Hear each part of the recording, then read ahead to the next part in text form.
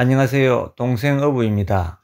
이번 시간은 소형 어선업 규어에서 가장 현실적인 문제점 네 번째로 규어기촌 자금 상환계획과 사업계획서인데, 먼저 소개할 내용은 앞 동영상의 규어에 대한 음포를 놓는 저희 글에 어느 독자분이 돈이 없어 혹은 용고가 없어 이런 등등의 이유로 귀여가 힘들 것 같아 바다에서 사는 건 꿈으로만 간직해야 될 것 같다 라는 댓글을 남기셨습니다. 사실 타양 귀여는 많이 힘들고 또 기후변화와 어장의 포화 상태 등으로 인해 앞으로 소형 어선업의 안정된 수익도 보장할 수 없어 저도 귀여를 권하기가 힘듭니다. 그렇더라도 제가 꿈을 이루고 보니 만족스러워 또 쉽게 포기하란 말도 못하겠습니다. 여기서 제 꿈 이야기를 잠시 해보겠습니다. 꿈이란 게 참 이상합니다. 우리 마을은 어촌이지만 어선업 하는 어부가 없었던 제 20살 때 꿈은 어부였습니다. 그래서 중국 앞바다로 조기를 잡으러 갔습니다. 근데 멀미가 심해 2주 후에 운반선을 타고 돌아왔습니다. 그래도 바다가 눈앞에 아른거려 3년 후에 태평양을 횡단하는 상선을 탔습니다. 멀미로 죽는 줄 알았는데 상선에는 운반선이 없어 어쩔 수 없이 견디다 보니 멀미가 없어졌습니다. 1년 상선을 타고 가족의 반대 등으로 육지 생활을 한 20년쯤 하다 보니 예기치도 않게 이렇게 어부가 되었습니다. 절실하면 이루어진다는 웃긴 유행가 가사가 진짜인가 봅니다. 여기 초보 어부들 대부분이 10년 이상은 어부를 꿈꾸던 사람들입니다. 그리고 우리도 그렇지만 많은 어부들이 생활이 좋지 못해 귀여를 했습니다. 도시에서 잘 살았으면 왜 힘든 귀여를 했겠습니까? 또 한 가지 중요한 대목이 있습니다. 조업을 전혀 모르는 제가 20살에 처음 그것도 혼자서 어선을 타러 가고 상선을 타러 갈 때 얼마나 불안하고 어색했겠습니까?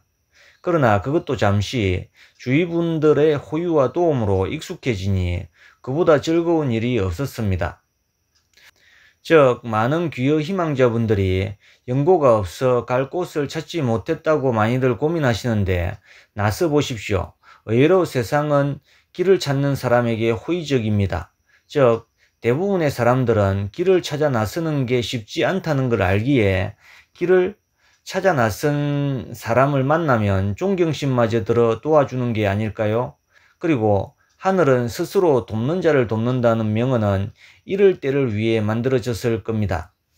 그럼 본론으로 돌아가겠습니다. 귀여기촌 자금을 받아 귀하시는 분들이 많고 또 많은 분들이 배와 어구 그리고 주택 구입을 위해 2억 원 정도의 자금을 지원받는 것 같습니다. 예전의 어부의 연봉이라는 동영상에서도 말씀드렸듯이 정부의 공식 발표에 따르면 2018년도 어가 연간 평균 소득이 5,200만원 정도 된다고 합니다. 우리가 계산해 보아도 그 정도 되는 것 같습니다. 앞 영상의 연간 조업 계획표대로 조업했을 때 귀여 2, 3년 차까지는 정착을 위해 이것저것 돈 들어갈 것도 많아 생활비에 또 추가적으로 어구장만 하다 보면 흑자 수익은 없을 수 있습니다. 그런데 여기서 다시 한번 앞 영상에서 말씀드린 연간 조업 계획표 작성과 어구양과 어장 놓는 법 배우기 등이 얼마나 중요한지를 짚어보면 계획 없이 우왕좌왕 하다가는 변변한 수익 없이 2, 3년은 그냥 지나가고 배를 매물로 내놓기 일쑤입니다. 즉 정부 지원금이 5년 거치 10년 분할 상환이다 보니 6년째부터 목돈의 원금과 이자가 나갈 텐데 그 전에 배를 처분하지 않으면 배가 압류당해 헐값에 팔릴 수 있기 때문에 미리 팔려고 하는 경우도 생길 수 있습니다. 물론 이런 이유가 아니더라도 2, 3년 변변한 수익이 없다면 경제적으로든 심리적으로든 견딜 방법이 없어 배를 내놓고 새로운 길을 모색하는 건 당연한 일이겠습니다. 그러나 앞 영상의 내용대로 현지 어부들과 좋은 관계를 맺고 이런저런 도움을 주고받으며 연간 조업 계획표를 작성해 그들의 조업을 그대로 따라 하다 보면 첫째, 둘째 해에도 제법 수익을 올릴 거고 3년째부터는 기존 어부들과 크게 차이 나지 않게 될 것입니다. 이때 자금 상환 계획을 잘 세워야 한다고 생각합니다. 돈 좀 벌린다고 아무 생각 없이 살면 얼마를 벌든 뒤돌아보면 남는 게 없을 수 있습니다. 즉 버는 만큼 씀씀이도 커지게 마련이므로 아무리 많이 벌어도 계획이 없으면 빚을 못 갚을 수 있습니다. 그래서 가계부를 적으면 좋고, 혹 적지 않더라도 2, 3년차까지는 생활비에 추가 어구 구입 등으로 흑자 수익이 없을 수 있고 3, 4년차 정도에서 정상적인 수익이 생길 수 있다고 했는데, 그래서 이 3년차가 끝나면 수협에서 자신의 위판 실적을 떼보면 연간 위판고와 월별 위판 실적을 알 수 있는데, 여기서 성수기 때가 언젠지 비수기가 언젠지를 체크해보고 3년차에는 연간 500만원 저축을 위해 성수기 비수기를 감안해서 월별로 얼마씩을 저축해 보십시오. 물론 상황에 따라 3년차엔 흑자 수익이 없을 수 있다고 했습니다. 그럼 4년차에 연간 500만원에서 1000만원을 저축해 보시고 5년차에는 1500만원에서 2000만원 정도 저축해 보십시오.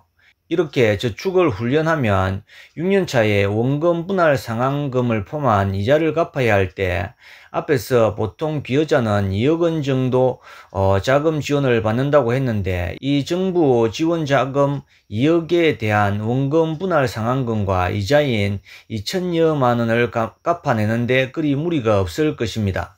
여기서 기여 기촌 자금을 2억원 받았다는 것은 여기 기준으로 자기 자본금이 별로 없이 시작한 것이라고 볼 수 있는데, 이렇게 15년이 흐르면 15년 동안 그리 부족하지 않은 생활비로 자기 생활을 하고 자기 배와 자기 집이 생기는 것입니다. 혹자는 15년 후면 배가 낡아 쓸모없게 되지 않느냐고 할 수도 있겠지만, 배 가격의 큰 부분을 차지하는 허가값은 올랐으면 올랐지 없어지는 게 아니고, 또 FRP 배는 설령이 20-30년 혹은 그보다 더 해도 신조선과 별 차이가 없을 수 있고, 엔진은 상당 기간을 주기로 감당할 수 있는 비용 범위 내에서 수리나 교체해 주면 됩니다. 또 엔진의 경우는 어업을 계속하고 있으면 국가에서 지원을 받을 수 있는 자격이 주어집니다. 물론 아무 때나 받을 수 있는 것은 아니지만 시간이 걸릴 뿐 받을 수 있습니다. 그때 국가 지원을 받아 내 돈 많이 안 들이고 엔진을 교체할 수 있습니다. 이런 이야기를 들으면 아마도 기대가 부풀어 가슴이 뜨거워지는 분도 있을 겁니다. 이렇게 해피엔딩을 맞이하기 위해선 정말 철저히 계획하고 준비해야 하고, 더욱이 바다 상황을 알기 어렵듯 아무리 준비를 잘 했어도 기여 자체가 워낙 변수가 많아 계획대로 되지 않는 점을 명심해야 합니다. 그리고 아무리 돈을 잘 벌어도 한 해 2천만원 이상의 빚을 10년 동안 갚아 나가는 게 결코 쉽지 않습니다. 그래서 정말 잘 계획하고 준비해야 합니다.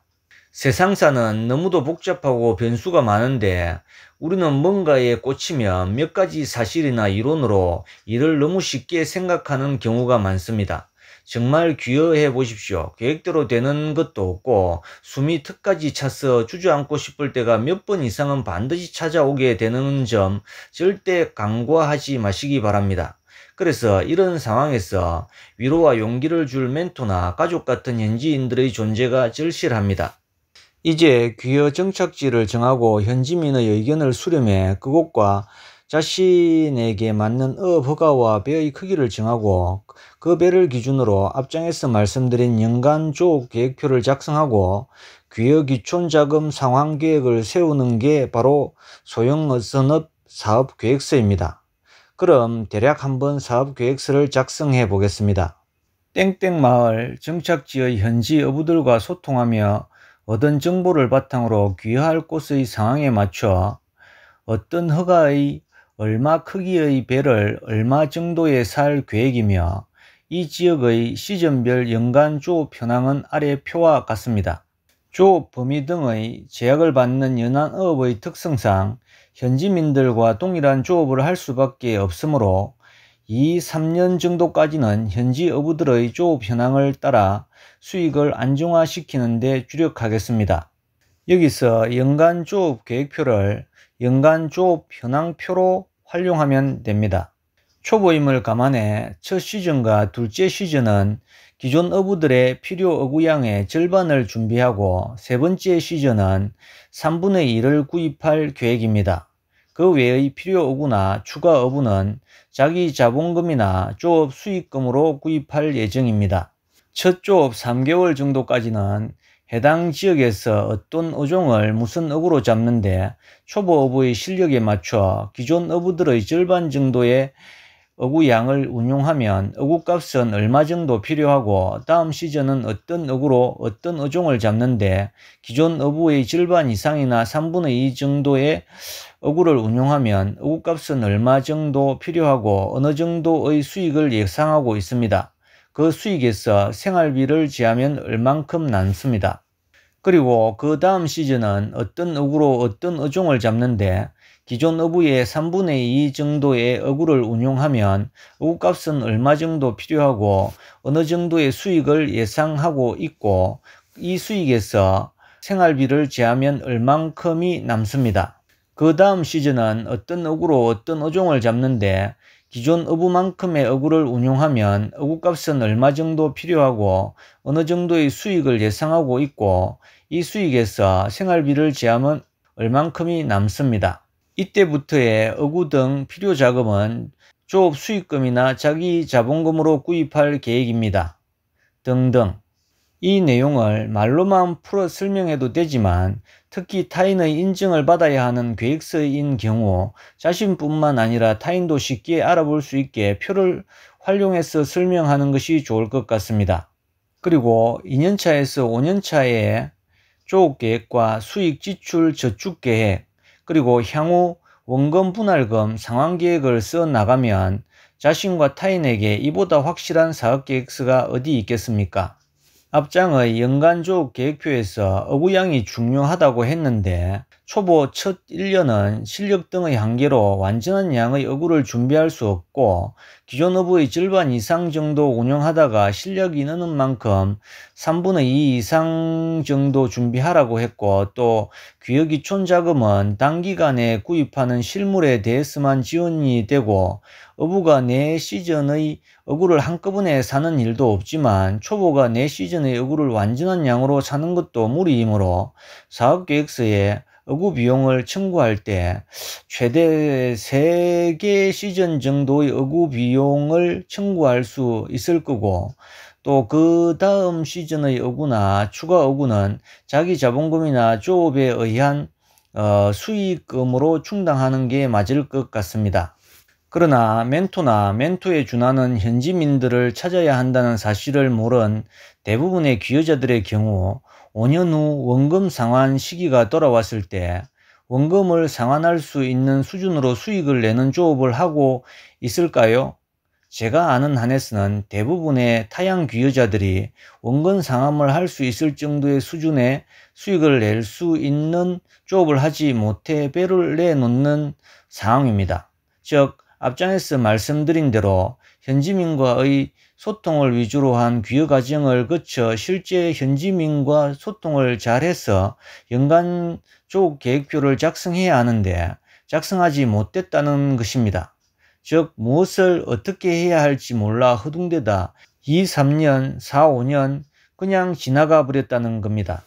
그렇다면 지금 귀여를 희망하시는 분이 이 현실적인 내용을 듣고 자신은 잘 할 수 있을 거란 생각이 드십니까? 어떻습니까? 정말 뭘 준비해야 할지 이제 감이 오시는지요? 또 준비한다고 해서 자신이 그 빚을 갚아낼 수 있어 보이시는지요? 정말 깊이 생각하셔야 합니다. 물론 못할 것도 없지만 2억 정도의 빚을 갚는다는 것은 정말 쉬운 일이 아니니 잘 판단하시고 잘 준비하시기 바랍니다. 제가 생각하기에 귀여기촌이 생소하고 위험하고 힘들어 실패율이 높은 만큼 정부 지원금을 받는 것이 까다로워져야 하는데 제가 알기로는 지자체가 편성된 예산을 사용하지 못할 경우 다음 해에 예산이 삭감되는 등의 이유로 어쨌든 예산을 많이 쓰려고 하는데 귀여가 생소하고 위험하고 힘든 만큼 귀여 희망자의 수는 늘지 않아서 해마다 귀여 기촌 평가 점수 기준을 완화하는 것 같습니다. 특히 대상 선정 기준 항목 중에 귀여 의지 등과 같은 주관적인 점수가 많아 사실 마음만 먹으면 누구나 선정시킬 수 있고, 또 실제 신용 등급만 되면 거의 누구나 선정됩니다. 심지어 귀여자의 수가 적어 연초에 예산 집행이 다 안 되어 하반기에도 모집을 하는 경우도 있습니다. 그러나 여기에 함정이 있을 수 있습니다. 예쁜 버섯이 똑버섯이듯 귀농 귀촌과 달리 귀여 귀촌이 생소하고 위험하고 어렵다 보니 귀여 신청자가 부족해 신용 등급만 되면 특별한 귀여 교육이나 실무 검증 없이 거의 다 귀여 귀촌 자금 지원을 받을 수 있다 보니 귀여에 실패하는 경우가 많은 것 같습니다.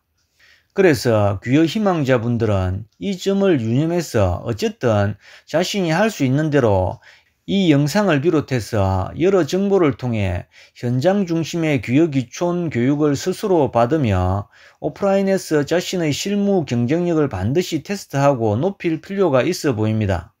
그리고 혹 자금이 꼭 필요한데 귀여 기촌 자금 지원 조건이나 점수 등이 안 돼 대출이 안 되는 경우는 수협중앙회에서 상담을 받아보시면 또 다른 길을 모색할 수도 있다고 합니다. 혹은 지금 본인의 여력 안에서 작은 배를 사서 조업을 하다가 어민 후계자 자금으로 배를 키워갈 수도 있습니다. 어민 후계자 자금은 어업에 종사하는 사람으로 선정 기준에 맞는 사람이면 2% 이자에 3년 거치 7년 분할 상환 조건으로 2억까지 지원되며 차후 어업을 잘하면 또 3년인가 후에 3억까지 대출이 되며 또 그 후에 몇 년인가 후에 5억인가가 추가 대출을 받을 수 있는 조건이라고 합니다. 이 어민 후계자 자금도 선정 기준이 있으므로 해당 기관에 알아보시면 됩니다. 그리고 귀여 희망자의 많은 분이 자신이 귀여 기촌 자금 지원 대상자가 될 수 있는지 없는지가 굉장히 궁금하실 텐데, 이에 대한 객관적인 정보는 앞 영상 귀여 기촌 자금에서 확인하시면 되시는데, 귀여 기촌 자금 지원 대상 가능 여부보다 중요한 것이 바로 이 사업계획서 작성 가능 여부입니다. 앞에서 자주 언급한 바 돈 없이 귀여한 사람들은 현지민들과의 소통과 도움으로 경험이 쌓인 만큼 한 단계씩 일을 진행해서 귀여 성공률이 높은 반면, 귀여 자금이 됐든 자기 자본금이 됐든 돈으로 일을 시작한 사람은 현지민들과의 소통과 도움을 등한시하고 경험도 없이 단계를 무시하고 일을 진행해서 귀여 실패율이 높을 수 있다고 했습니다. 물론 이것은 순전히 제 개인적인 의견일지 모르나 돈이 있으면 돈을 믿고 사람을 돌아보지 않고 단계를 무시하는 것은 인지상정입니다. 그래서 돈으로 일을 시작하시는 분은 이것을 명심해야 합니다. 귀여 성공률을 높이는 방법 중에 가장 중요한 것이 사업계획서 작성이 아닌가 싶습니다. 사업계획서를 작성하기 위해서는 귀여에서 가장 중요하다고 하는 현지민들과의 소통이 필수적이고, 또 조업과 자금에 대한 실무를 이해하지 못하면 작성할 수 없으므로 이런 사업계획서를 제대로 작성할 수 있다면 그 사람은 현지민들과의 소통도 잘했고 자신이 무엇을 해야 할지 아는 사람이므로 귀여에 실패할 확률이 굉장히 낮은 사람일 겁니다. 사실 사업계획서 하면 어려워 보이고 더욱이 작은 어선 하나 운용하면서 구차하게 그리 필요해 보이지도 않는다고 생각할 수 있지만, 사실은 이 사업계획서 작성 가능 여부가 소형 어선업에서 귀여의 성공과 실패를 가늠하는 잣대가 될 수도 있습니다. 그러나 사업계획서가 이렇게 중요하고 또 무슨 내용이 담겨야 하는지 가르쳐주는 사람이 없는 게 더 문제인 것 같습니다. 귀여기촌 자금을 받기 위해 필수 교육인 5일의 귀여기촌 교육을 받아보십시오. 내용도 상당히 좋아서 의욕이 충만해집니다. 그렇게 뭐든 할 수 있을 것 같은데 교육을 마치면 실제 뭘 해야 될지 모릅니다. 물론 이것은 단기로 이루어지는 교육 시간의 문제일 수도 있습니다. 귀여기촌 분야 중 양식업이나 수산 관련 비즈니스업에서도 사업계획서가 중요하겠지만 관련 기술이나 시장 개척 등의 변수가 많아 그 사업계획서대로 되리라는 신뢰성은 그리 의미가 없어 보입니다. 그러나 조범위 등의 한계로 인한 소형 어선업에서는 사업계획서가 사실상 하나밖에 존재하지 않고 또 반드시 그 사업계획서대로 사업이 이루어지므로 소형 어선업에서는 사업계획서가 가장 중요하다고 해도 과언이 아닙니다.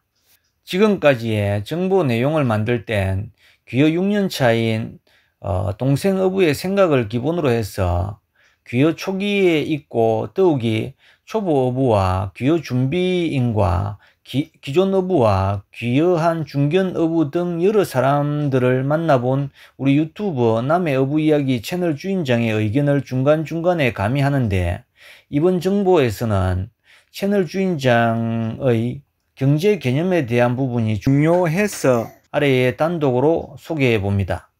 귀여귀촌자금 대출 조건은 5년 거치 10년 분할 상환인데 거치 기간이 꽤 길기 때문에 5년이 지나면 이자 내는 돈이 처음 1년 낼 때처럼 힘들지 않습니다. 그 이유는 인플레이션 때문입니다.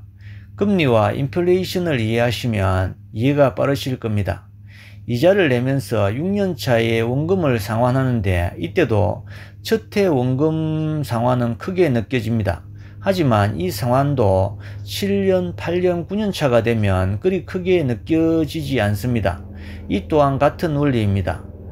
여기서 중요한 것은 금리는 나라에서 정한 것이기 때문에 금리 변동은 내렸으면 내렸지 올라가는 일은 없습니다.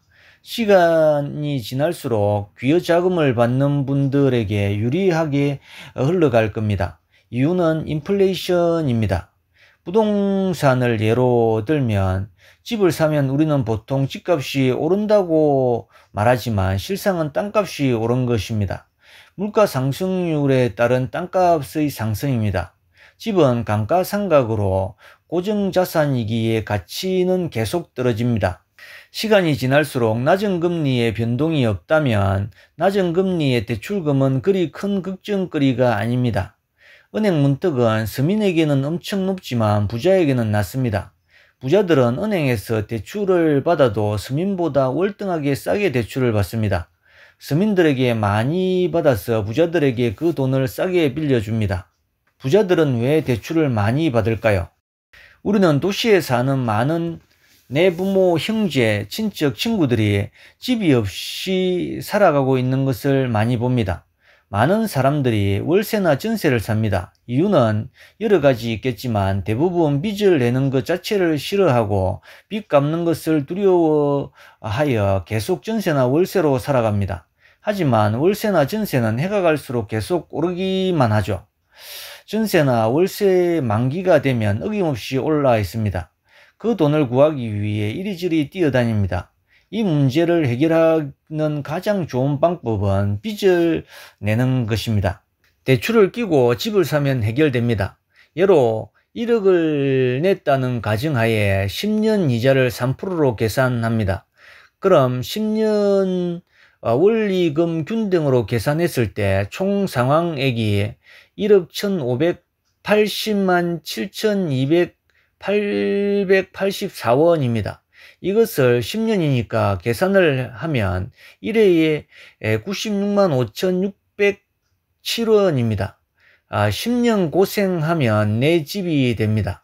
물론 갚아가는 동안 화폐 가치는 떨어지니 부담은 계속 줄어들게 됩니다. 이자를 내는 10년 동안 내 집값은 이자액 액수보다 몇 배는 더 비싸져 있을 겁니다. 이것을 레버리지 효과라고 합니다. 수도권 월세는 40만원 이하는 찾아보기 힘듭니다. 월세를 낸다 생각하고 이자와 원금을 갚아가면 됩니다. 내가 힘, 즉 돈이 부족할 때는 지렛대를 이용하면 됩니다. 전세로 사는 사람은 정말 이해가 되지 않습니다. 전세는 집값의 거의 80에서 90%입니다. 이분들은 왜 전세를 살까요? 집값이 떨어진다고 생각할까요? 전세 기간이 만료되면 어김없이 집주인은 전세값을 올립니다. 그럼 또 몇천을 구하러 다닙니다. 이것을 계속 반복합니다. 그냥 몇 천을 대출받아서 집을 사면 안 되나요? 이렇듯 우리는 빚을 죄악시하거나 너무 겁을 냅니다. 이런 것을 봤을 때 문턱이 높은 일반 은행에서 대출을 하는 것보다 나라에서 6등급 이상이면 똑같은 낮은 금리를 준용하여 대출을 하는 것이 얼마나 큰 이익인지 체감이 되실 겁니다. 그렇게 자금을 다 갚는다면 우리에게는 집과 배가 남습니다. 집은 앞에서 이야기했던 것처럼 아무리 시골이라도 물가 상승률에 따른 공시지가가 상승하여 꽤 올라 있을 겁니다. 배 또한 마찬가지입니다. 배 자체는 값이 떨어질 수 있습니다. 하지만 허가는 그렇지 않습니다. 그것 또한 물가 상승률에 따른 허가값 상승입니다. 이것만 보아도 15년이 지나면 내가 얼마나 벌었을지 이해가 되실 겁니다. 이런 것을 복리의 마법이라고 합니다. 마법의 예를 들어보겠습니다. 날마다 100원을 배수로 한 달 30일을 계산해 보십시오. 그것이 얼마나 큰 돈이 되는지 아시면 쓰러지실 정도로 많은 금액이 됩니다. 얼른 감이 안 오실 겁니다. 뭐 잘해봐야 몇백이나 몇천만 원이겠지 하시겠지만 직접 계산해 보십시오. 1일째 100원, 2일째 200원, 3일째 400원, 4일째 800원, 마지막 31일째는 총 1000억이 넘습니다. 놀라셨죠? 많은 경제학자들이 말을 합니다. 현금은 쓰레기다. 그 이유는 시간이 지날수록 화폐의 가치는 떨어지기 때문입니다. 이것을 잘 이해하신다면 엄청나게 큰 혜택이 아닐 수 없다는 것을 알게 되실 겁니다. 이런데도 빚이 두려우십니까? 물론 이런 것은 그 여자 본인이 한눈 팔지 않고 묵묵히 자기 일을 열심히 하면서 굳이 아끼지는 않더라도 씀씀이를 허황되게 하지 말아야 한다는 전제 조건이 있습니다. 제가 이런 말을 하는 이유는 귀여하시는 많은 분들이 귀여자금 상환이 가장 두렵다고 해서입니다. 귀여 교육을 받을 때도 수협대출 담당자분께서도 그렇게 말씀을 하시고 교육을 받는 동안 내내 그 이야기를 들었습니다. 저 또한 빚은 무겁게 받아들이는 게 맞다고 생각하지만 너무 큰 걱정을 하시는 것 같아 이렇게 이야기해 봅니다. 감사합니다.